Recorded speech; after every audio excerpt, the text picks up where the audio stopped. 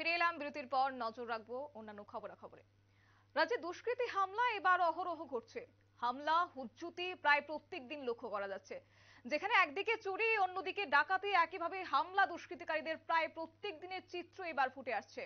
একইভাবে যেখানে আজও আমাদের কাছে এই তথ্য রয়েছে, যেখানে বাধারঘাট বিধানসভার সিপিআইএম এডিনগর অঞ্চল কমিটির সম্পাদক শ্যামল রায়ের বাড়িতে কিছুদিন পর পর হামলা করছে, এমনটাই কিন্তু তিনি অভিযোগ তুলেছেন। এবং কিছুদিন পর পর ওনার বাড়িতে হামলা হচ্ছে, যদিও তিনি মামলা দায়ের করেছেন, পুলিশকে জানিয়েছেন, কার্যত কোনোভাবেই এই হামলা হুজ্জুতির ঘটনা কোনোভাবেই আয়ত্তে আসছে না।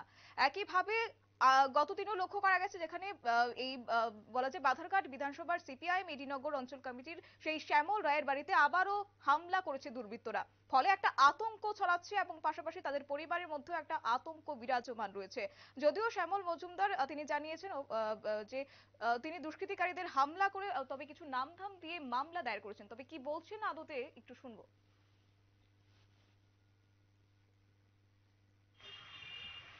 2018 পর থেকে আমার বাড়িতে অনেক আক্রমণ সংঘটিত হয়েছে।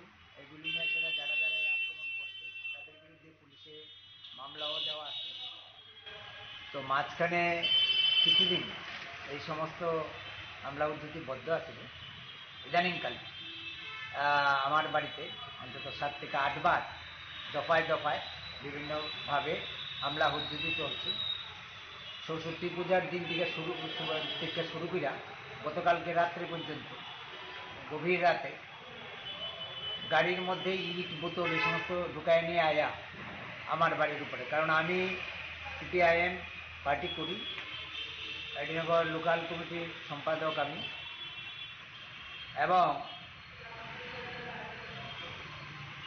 এবং এই কারণেই আমার বাড়িতে তো হামলা উদ্ধতি চলতেছে। বর্তমানে রাজ্যের আমাদের মাননীয় মুখ্যমন্ত্রী উনি সবসময় বলেন যে উনি এই সমস্ত হিংসা বিদ্বেষ বা এই সমস্ত জিনিস উনি বরদাস্ত করবেন না বা প্রশ্রয় দেন না। তারপরেও দেখা যাচ্ছে যে প্রতিনিয়তই প্রতি রাতেই আমার বাড়িতে এই ধরনের হামলা উদ্ধতি সংঘটিত, এবং আমার কাছে সমস্ত ভিডিও ফুটেজ এবং তথ্য ছবি আছে কারা এই ঘটনায় জড়িত। আপনারা শুনলেন ওনার বক্তব্য। উনি ঠিক স্পষ্টত কি বোঝাতে চাইছেন তা সরাসরি কিন্তু আপনারা শুনেছেন। তবে এই ক্ষেত্রে আমরা বলে রাখছি যে প্রত্যেকবার এই ঘটনা লক্ষ্য করা যাচ্ছে। এই ক্ষেত্রে বাধারঘাট ওনার শ্যামল রায়ের বাড়িতে প্রায় প্রত্যেক দিন এই ঘটনা ঘটছে। যদিও তিনি বারবার নাম ধাম দিয়ে পুলিশকে জানাচ্ছে, কার্যত পুলিশ একেবারে নির্বিকার। উনি ওনার বিরুদ্ধে বা ওনার সাথে দাঁড়াচ্ছেন না পুলিশ।